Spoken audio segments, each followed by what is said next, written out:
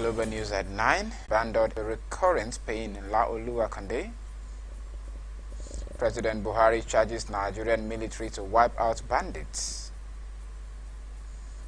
Falcons are experienced and unbeatable sales Cameroon coach. And on the international scene,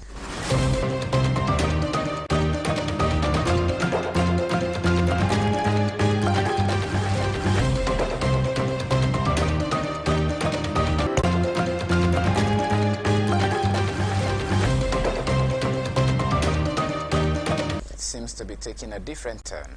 Speaking to newsmen, Senator Magnus Abe said the party having a 2019 state governorship election, if he can, stating that he didn't have equal or free access to the process. To the party's Act Justice Stephen Dalopam, after hearing from councils, adjourned the case till 25th of July 2022 for parties to file and respond to motions. The solidarity across the state is overwhelming. God will give us justice and we'll continue to bond together. Words are not enough to express my gratitude to all of you for the massive support. And 28 fishermen have been kidnapped by a 5-man gang in Awokpa, the Oran local government Ibom State Police Command. The Commissioner of Police in Akwa Ibom stopped by the former, or was suspended by the former administration. We have started again in 2018-2019. We came back here, and with His Excellency's kind support and financial involvement and commitment, it will be the 4th longest bridge in Nigeria. It's a total of 1,150 meters long. It comprises 52 spans of 22.5 meters each. And by God's grace, we will complete it by on or before the end of September this year. Well, if you look at our completion agenda, we talked about riverine areas development. So of recent, I've concentrated mainly on that aspect of the completion agenda. I think you guys raised Nobolo. Once you cross Mbo, it's Cameroon, Atlantic Ocean, then Cameroon. So you can imagine the economic impact this will do, because we are opening up the whole area. You know, we are planning a fabrication yard for oil and gas towards this shoreline. So without access route, that can never be achieved. So today, you've heard him, this is going to be the 4th longest bridge in this country. And he has given a commitment for completion by 30th of September. I was even asking him, are you sure? Should I announce? He said, I should announce that 30th of September will complete and will launch this. I think I'll be one of the happiest persons to come by the end of this, or say beginning of the last quarter of this year, to commission this and let the whole world see what we are trying to do here. I couldn't believe when he showed me the video in the office of what he has done within this short period. We are fully committed to getting this completed within the shortest possible time. I know we've had challenges, not necessarily because of finances alone, but we have challenges with materials. And now people are talking inflation all over the world, but I don't want that to deter us. We'll do everything possible to make sure we meet this last quarter of this year for commission of this project. And this is not just the only project. I think I've also seen some other touches and things we want to do across reaching out to this point. My sincere appreciation will go to the contractor and also the ministry and all those who have made this possible. Let me also use this opportunity to appreciate the youth, because I have some other communities that wanted to do similar things, and the youth did not allow us. So, but here, I want to thank the youths for allowing us to continue to bring development.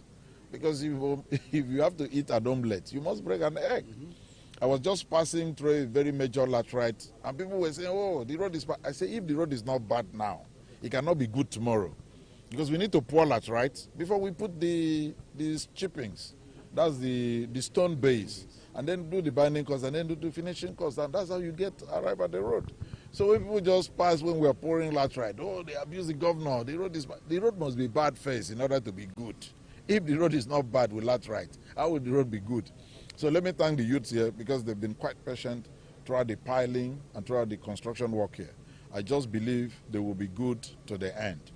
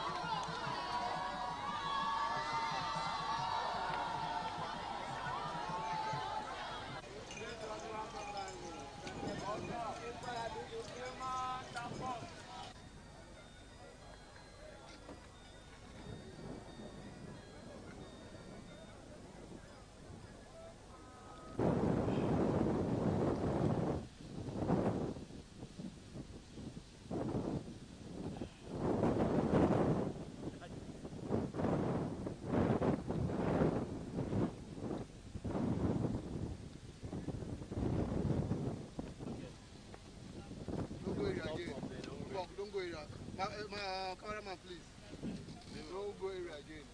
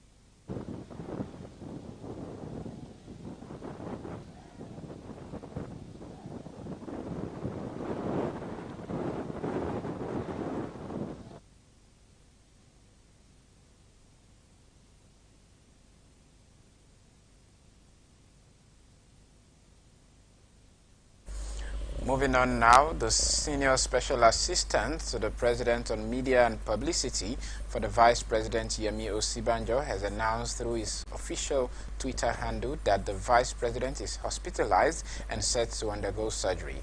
He said VP Osibanjo is in the hospital today for a surgical procedure on account of a recurrent pain in the leg, possibly sustained from an injury while playing squash. His doctors would give an update of the treatment later, he said. And the Oluwo of Owoland, Oba Abdurrashid Akambi, has declared that vote buying cannot stop in the Nigerian democracy with the way politicians run the system. The monarch opined that the menace could not stop until the government do the needful and allow the people enjoying the dividend of democracy. The traditional ruler stated this after casting his vote at Unit 1, Ward 2 in our town, our local government. Democracy, it is a bad situation and cannot stop now until we see real dividends of democracy.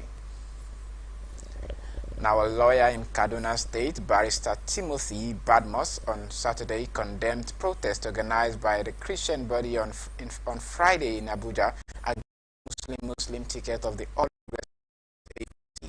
presidential candidate Bola Tinubu, as over 10,000 Nigerians across 19 northern states had on Friday, July 15, 2022, converged in Abuja to protest the Muslim ticket adopted by Tinubu. Reacting to this, Badmus noted that as a bona fide citizen of Nigeria, Ahmed Bola Tinubu has a right to choose whoever he wants as his preferred running mate. He said the protest was an infringement on his fundamental human right as a citizen of Nigeria. According to him, if Christians feel cheated or marginalized, they should wrap up in prayers or vote against him in the 2023 general elections. Now, following the continuous disagreement around the Muslim ticket of the All Progressive Congress, the APC, a politician and a social commentator, Honorable Chukwu Ebuka Michael, while appearing on ATN Saturday program television, said the Federal Character Commission has lost sight of its function. He said the mistake made by the Federal Character Commission had polarized the country and affected the saga around the Muslim ticket of the APC.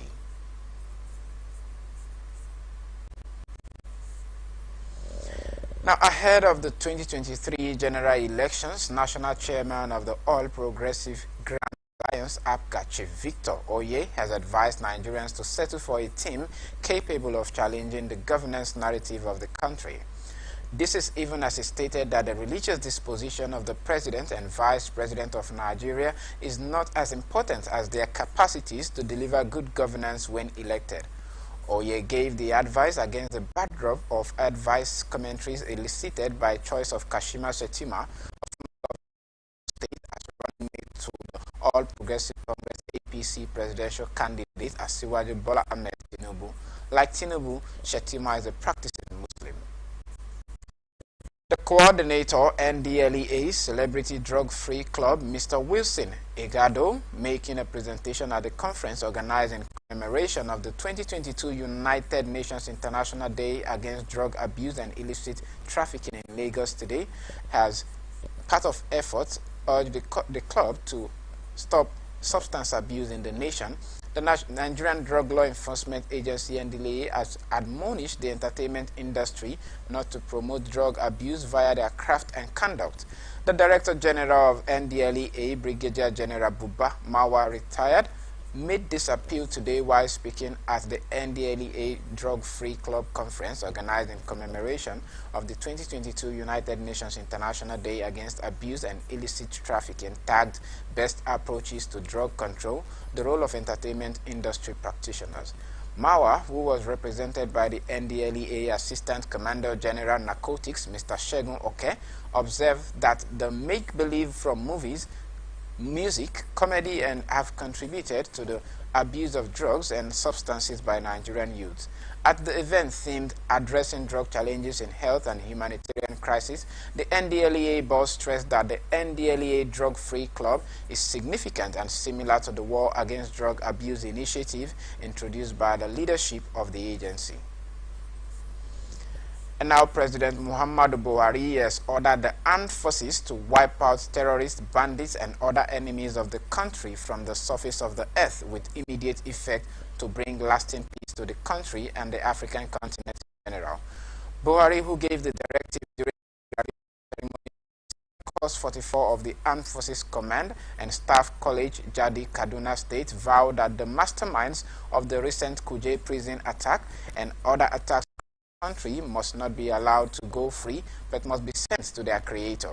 He lamented that the recent attacks by terrorists and bandits in different parts of the country bear the hallmark of national and transborder insurgency, which is a threat trying to bring havoc in Nigeria and as well as neighboring countries, one which must be quashed with once and for all. President Buhari celebrated the sacrifices and successes of the Nigerian military in defending the country courageously. He pledged that his government would continue to provide the needed support required to wipe out terrorists and insurgents off the face of the earth. According to him, the armed forces of Nigeria are working tirelessly to enhance their combat effectiveness, operational capability, and training necessary to eliminate the threat in synergy with other institutions and nations. In his words, the response of the armed forces of Nigeria to the Boko Haram insurgency, banditry, militancy, kidnapping, as well as the activities of separatists as armed militias, among others, have been commendable. You are watching the Global News on Atlantic Television Network. We'll be back after this break.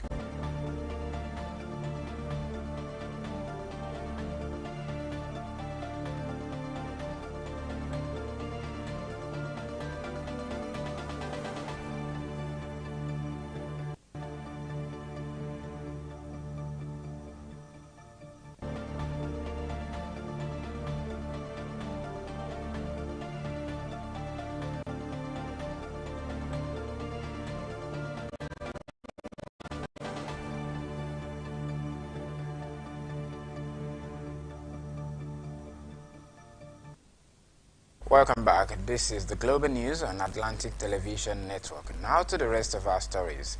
The police in Lagos have arrested 8 members of a cult group over the attack on the convoy of ex-governor of Lagos State, Bola Ahmed Tinubu.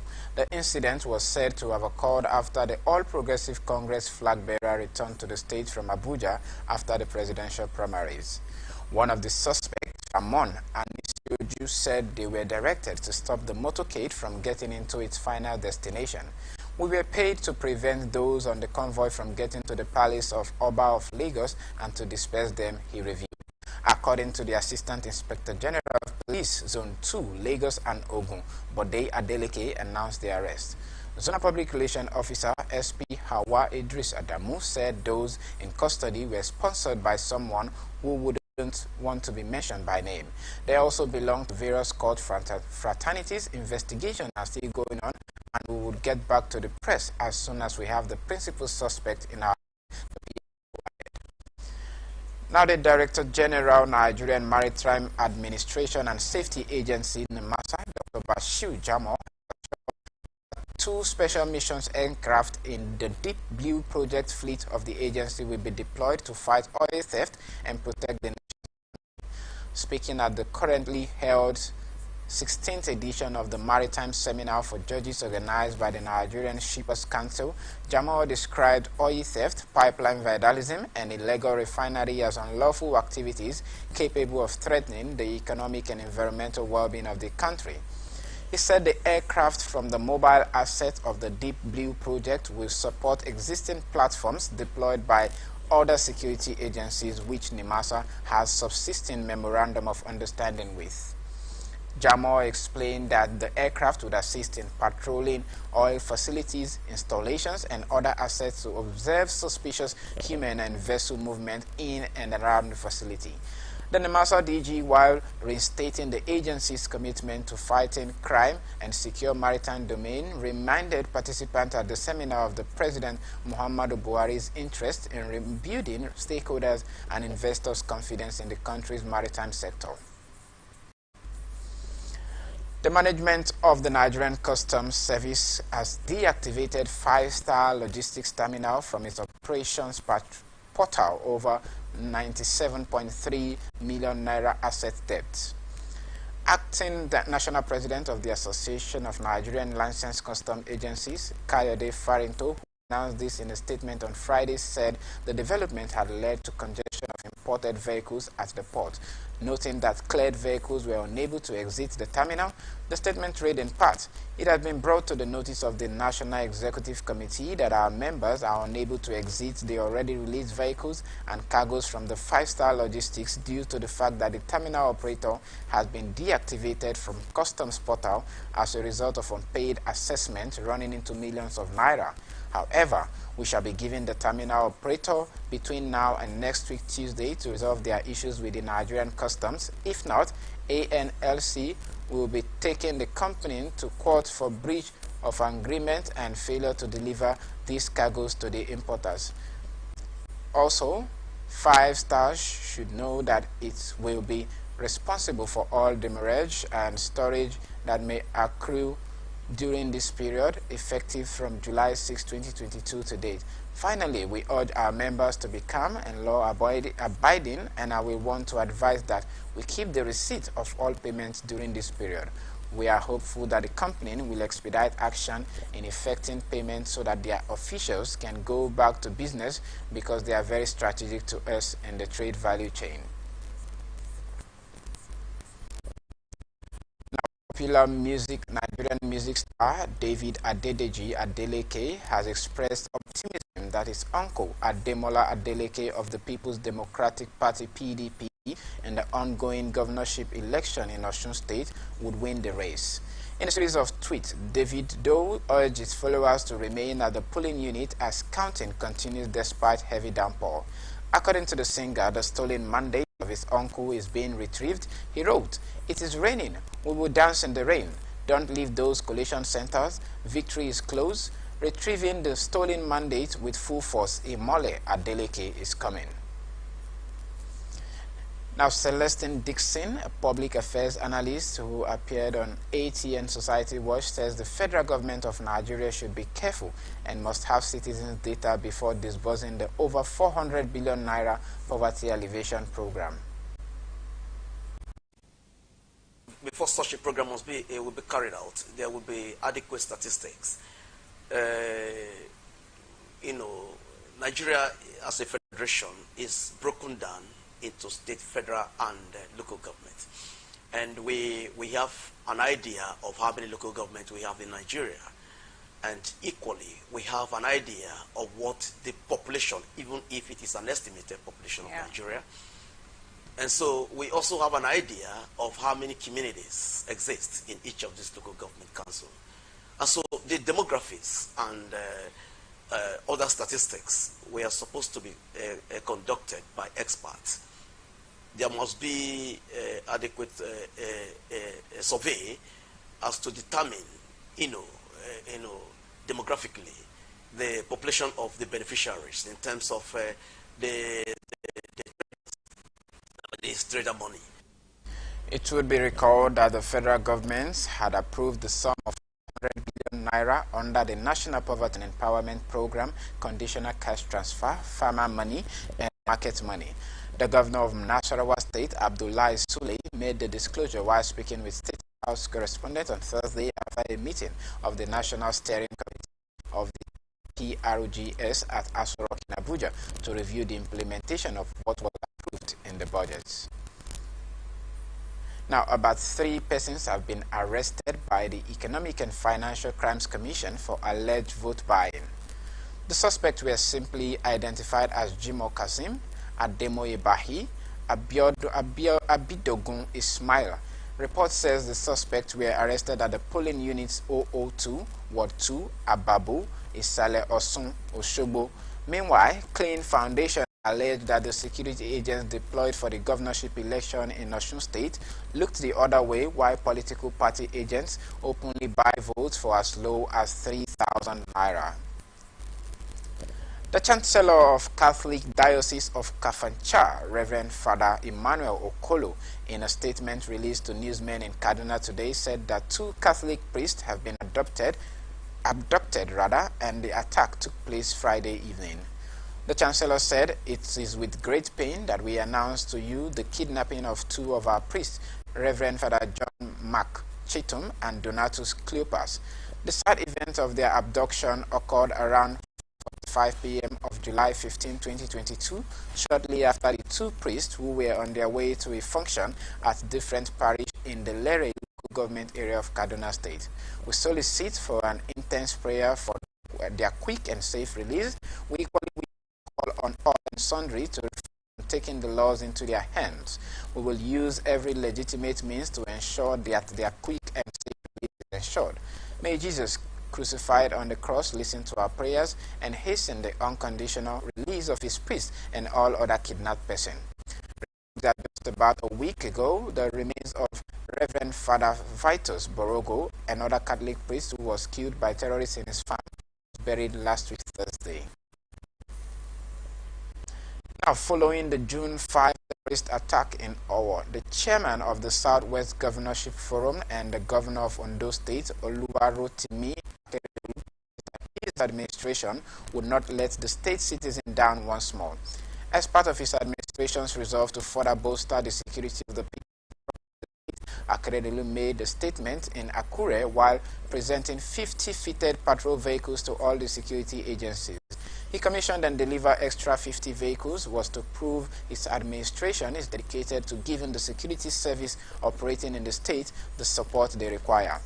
Let me emphasize that the procurement and distribution of vehicles to security agencies have been a recurring exercise in our state since we came on board. We have done this for the opportune time. As a government, we are aware of the inadequacies of our security agencies, and we are prepared more than ever to be supportive because it borders on the lives of our people who voted us into power.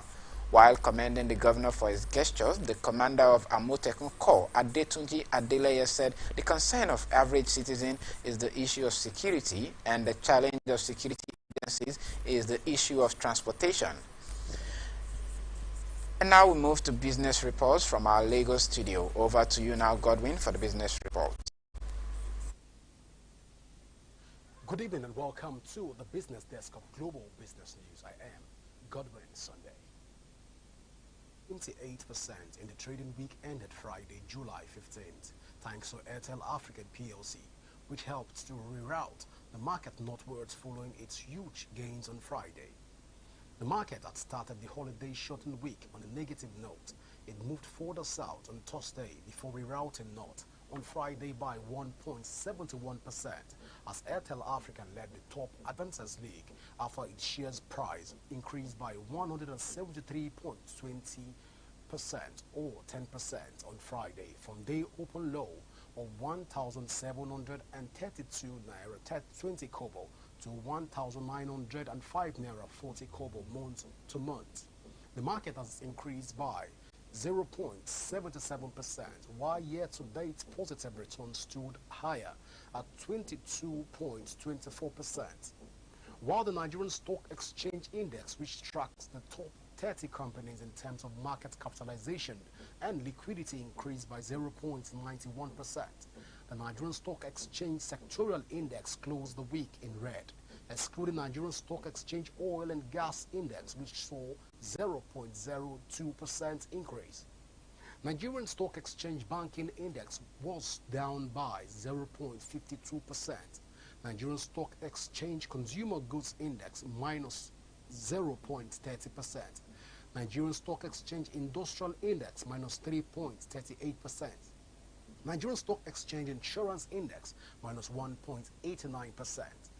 In the review week, stock investors gained 354 billion naira in the market, which had opened for just 3 days after a 2-day public holiday.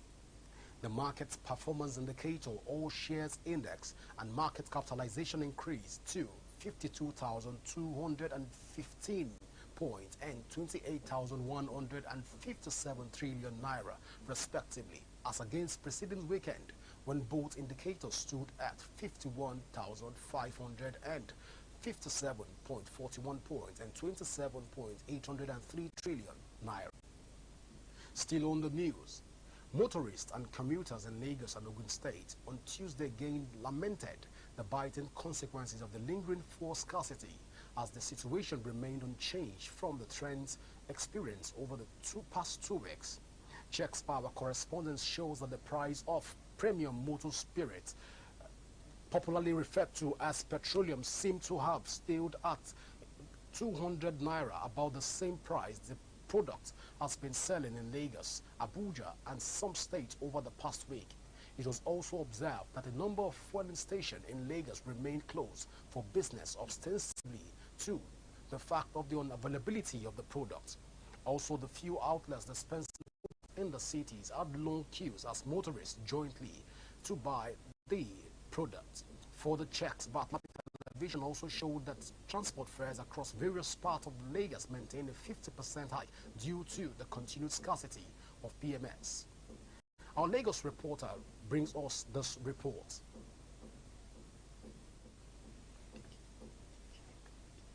From Lekki now to Bega, before it was 500 naira, 600.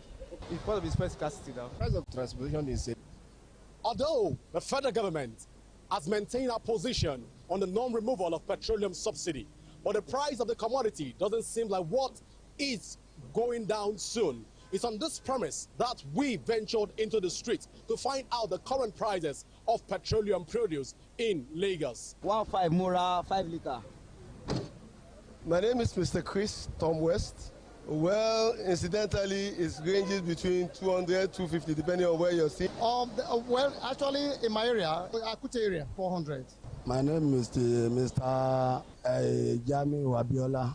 So the first scarcity don't bring a lot of market come down.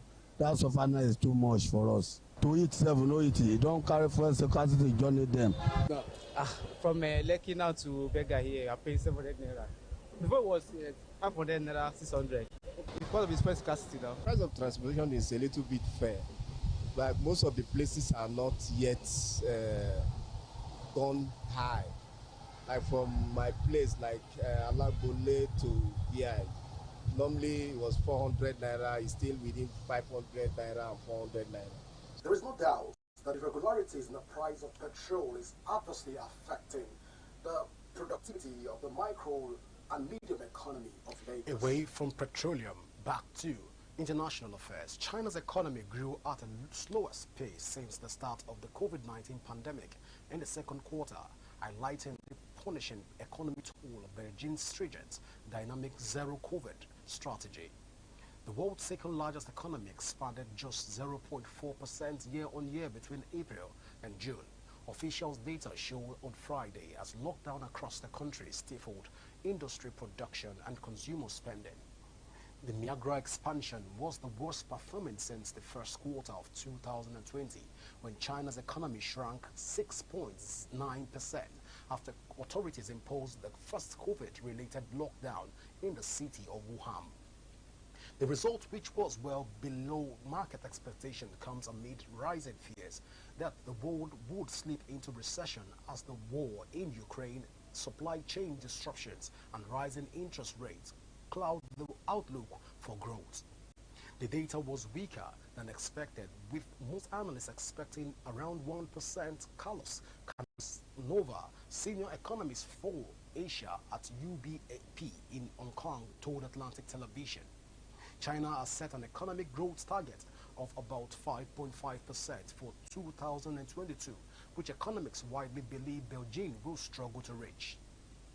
Still on the news, banks borrowed 595.34 billion naira from the Central Bank of Nigeria between January and February, data obtained by our correspondents have shown. The CBN monthly economic report shows that while 333.59 billion naira was borrowed through the standing lending facility in January, the amount reduced to 255.75 billion naira in February.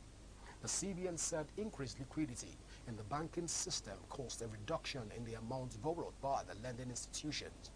The report also said that subdued activities in the SLF window and the strong patronage at the standing deposit facility confirmed increased liquidity in the banking system. Activities at the standing facility window reflected ease in banking system liquidity during the review, an increase in the growth rate of net domestic assets to 5.2 trillion naira. That is about $3.64 billion. The compound annual market operation 1,300. The governor of the state, Soludo, as during a meeting with parks and market executives in the state, disclosed the introduction of this new tax regime.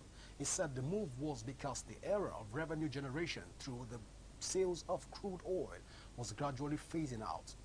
According to traders in the market, they were informed of the new development last week, Thursday, and were asked to pay up between Tuesday to Friday. Speaking to journalists in Awka, a former chairman of AK Awka Market, Emeka Oyemechi, disclosed that the state government has banned all cash payment of revenue from July the 1st, 2022. However, people claiming to be government officials invaded the market recently, demanding cash payment without any information from the government. We'll go for is our file today with the business news. It's back to you in the studio. I am Godwin Sunday. Very much, Godwin Sunday. And now moving on to other issues. The legal advisor to Veigo Power Limited, majority shareholders of Benin Electricity Distribution Company PLC, have commenced contempt proceedings against the federal government Bureau of Public Enterprises (BPE), describing it as defaulters involved in the illegal takeover of the BEDC. The BEDC stated in a statement that the law firm of Kunle Adegoke-san, lawyers to the Veigo Power Limited, said the contempt proceeding had become imperative.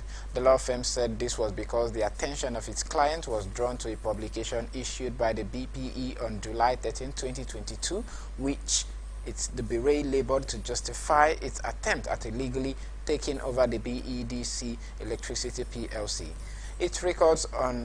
It's on record that the total shareholding of the BPE and the Ministry of Finance in the BEDC is just about 40%, making the two of them minority shareholders, which pales into insignificancy in the face of the 60% shareholding held by Veigo Power Limited, our clients. The lawyers explained. The law firm stated it is sad in worst form of Brigande, unknown to Companies and Allied Matters Act, and the Shareholders Agreement dated 21 August 2013, which is subsisting among the parties. The BPE, usually using Fidelity Bank PLC as front, has decided to take over a company that it is not indebted to either by BPE or Fidelity Bank, using the naked force of the state power.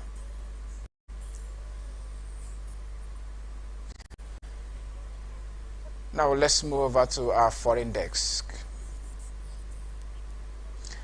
And the Tory leadership front runners have clashed how best to fund public service and control inflation in the contest first TV debate. Foreign Secretary Liz Truss attacked tax rises introduced under Vice Chancellor Rishi Sunak as wrong and pledged to revise them. But Mr. Sunak said they were need to fund the NHS and accused her of believing in economic fairy tales. Rivals also spared Boris Johnson, trans rights and trust in politics. All five remaining candidates in the Tory leadership race took part in the Channel 4 TV debate. The first two of this weekend, they came ahead of the next round of MPs voting on Monday. Tory MPs will whittle the field down to two final contenders next week before around 160,000 Tory members decided the party's next leader in a postal vote. And now in Sri Lanka, Sri Lanka is seeking a way out of political and economic chaos after its president, Gotabaya Rajapaksa, resigned and fled the country. Prime Minister Ranil Wickremesinghe was sworn in as a temporary leader on Friday and has the ruling party's backing to take control permanently. This makes him the favorite when a new president is chosen next week, but may prove unacceptable to protesters. Mr. who fled to Singapore, sparking celebration in the street. He and his family have been blamed for a deep economic crisis, with Sri Lanka's facing acute shortages of food, fuel, and other basic supplies. Businesses and shops reopened in the capital, Colombo, on Friday morning after a curfew was lifted, but soldiers could still be seen on major roads. Now, Russian long-range cruise missile had killed 3 people in Ukraine's central city of Dnipro, where they hit a space rocket plant and a nearby street, local officials say. About 15 persons were injured and nearby resident building damage. Dnipro's Yomaz plant also builds satellites, with one launched into space by Elon Musk's SpaceX company. Another 2 died when dozens of Russian rockets were fired at Nikopol, south of Dnipro, a region leader said. And in the north, Russian rockets hit housing overnight in Kyiv, a town near the city of Kyiv, killing 3 people, the Kyiv governor said. Over now to our Lagos studios for more on international news. Thank you, and welcome to the international segment of the Atlantic Global News. I am Christopher Lucky.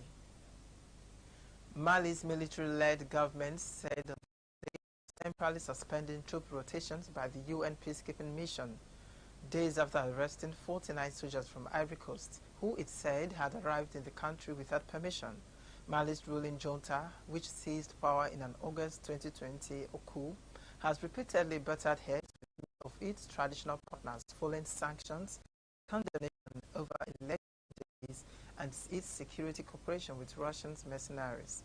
When the UN Security Council renewed MINUSMA's mandate last month, Malian authorities vowed to defy UN calls to allow freedom of movement for peacekeepers to investigate human rights abuses. The suspension of troop rotations for the nearly 12,000-strong mission will remain in place until Malian officials can organize a meeting with MINUSMA representatives to discuss coordination between the two sides. Mali's foreign ministry said in a statement, the United Nations called for an urgent settlement after the suspension was announced and said it was ready for immediate discussions to resolve the matter. Rotation of contingents is crucially important for the mission's operational effectiveness and the safety and security of personnel, Deputy UN spokesperson told reporters in the New York, adding that some of the affected staff should have been relieved several months ago. Ivory Coast says the soldiers were deployed as part of a security and logistics support contract signed with the mission in 2019, and that they were the 8th rotation sent to the Mali under the convention. The Togolese army has admitted to killing 7 children on July 10 in a blast in the village of Magba, in Turn Prefecture on its northwest regional Savannah region near the border of the Burkina Faso. In a statement issued Thursday, the military revealed that the young aged 14 to 18 were hit by air raids at dawn after they were mistaken for what they say was a group of jihadists who entered the country on the basis of intelligence gathered. This tragedy occurred against a backdrop of consistent intelligence reports of threats of infiltration by armed gangs with the intention of carrying out terrorist attacks against localities in the northern part of Togo.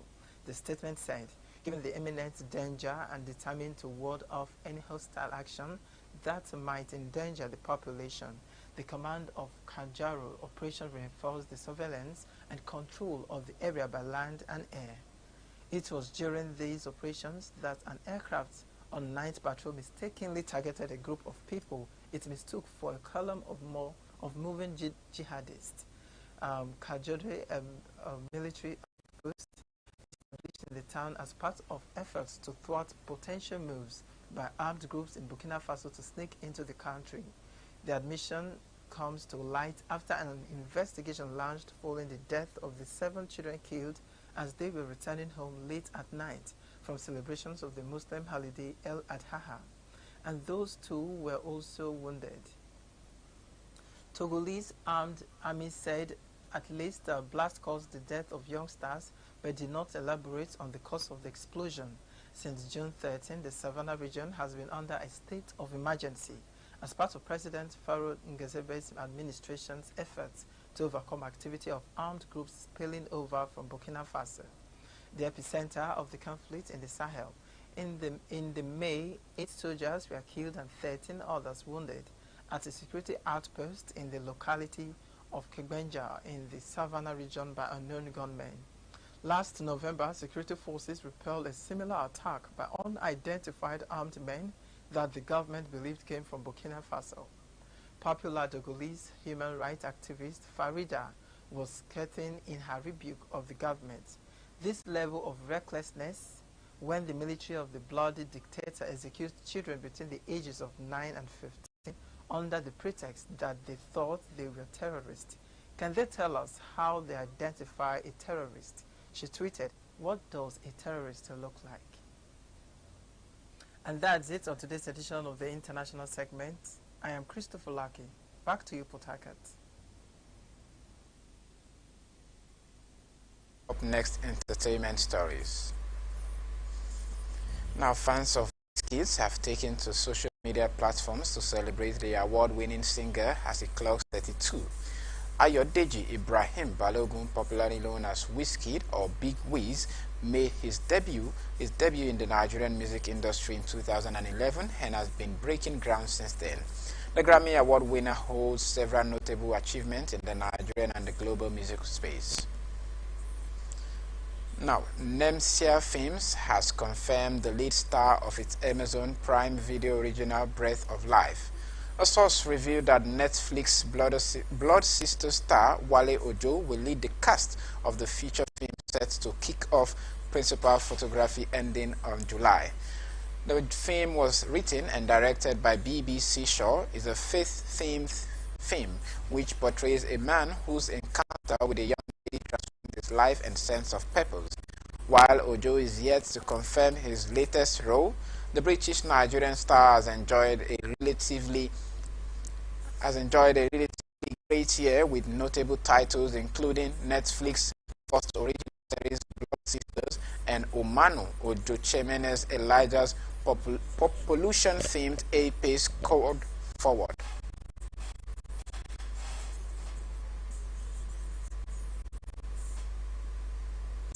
Now, Nigerian music star Adekunle Gold has revealed that he was born with sickle cell anemia. The singer made this known in his latest newsletter released to fans on Friday. The father of one recounted how he was deprived of his fun parts of his childhood because of the illness. The award-winning singer highlighted the time he begged for God to take his life because of the unbearable pains. He also penned a message to sickle cell warriors advising them to stay strong. Also, Nigerian music star Tiwa Savage has bagged a doctorate degree from the University of Kent. The mother of one who completed a degree in accounting at the university was awarded an honorary degree during its congregation ceremony at Canterbury and Rochester Cathedral. The university said the music star was awarded a honorary degree in recognition of her inspiration and international career in music. Tiwa joins the list of Nigerian celebrities who have been awarded doctorate degrees from foreign universities in recent years. You are watching the news on Atlantic Television Network. Up next, sports.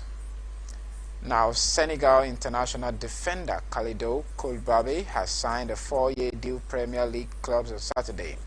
The 31-year-old Senegal captain becomes the second signing Manchester City striker Raheem since Todd Bowles Consortium bought the club. According to Koulibaly, I am very happy to be here with a team at Chelsea. It's a big team in the world and my dream was always to play in the Premier League. He went further to say Chelsea came first to get me in 2016 but we didn't make it. Now when they came to me, I accepted it because they really wanted me to come to the Premier League to play for them. Cameroon's women's coach Gabriel Zabel has said his girls matched the Nigerians strength for strength, but the Super Falcons' unbeatable experience was the difference. Rashida Ade's 57th minute header was the difference for the Nigerians. Zabel spoke after the game and said he will rally his girls to play for their place at the World Cup through the remaining routes. He said the Nigerians were not better than Cameroon, but have had the experience of many games at that level. The game was won on a fine details. They were not stronger than us, but they used the experience they have in the big competitions. And in this game, when it comes to utilizing experience, they are unbeatable. This summer transfer window could see Bassey become next Nigeria's most expensive defender in history after Aston Villa, Brighton and Ajax held initial talks with the Jazz over the potential signing of a versatile player valued at €25 million. Calvin Bassey grew up in the London borough of Newham and admits that his upbringing made him thick-skinned. Former Eagles defender Taribo West currently holds the record of the most expensive defender after Inter Milan signed him for €10.2 million from Auxerre in 1997, and 22-year-old could surpass that feat if the Rangers board sanctions his exit as they for the international teammate when he joined Southampton club last week. And that's the global news for tonight, but before we go, another look at our major stories. Rivers State Court adjourns suit seeking to nullify APC Nash Primary in Rivers State. Akwa Ibom State Governor Odom promises speedy completion of abandoned Etibe Erwan Road project. Now, Vice President Yemi Osibanjo is said to undergo surgical procedure on account of recurring pain. And insecurity, President Muhammadu Buhari charges Nigerian military to wipe out bandits. You heard that WAFCON are experienced and unbeatable according to Cameroonian coach. And we also brought you a report that an unforeseen economic crisis has hit Sri Lanka as it seeks a way forward after President Rajapaksa quit. Remember, you can follow us on our social media handles. At Twitter is at Atlantic TV, Facebook and YouTube is at Atlantic Television Network, Instagram is at Atlantic TV Network. Remember, peace and unity are the pathway to progress. I am Adejimo Adekunle. Thank you for listening and good evening.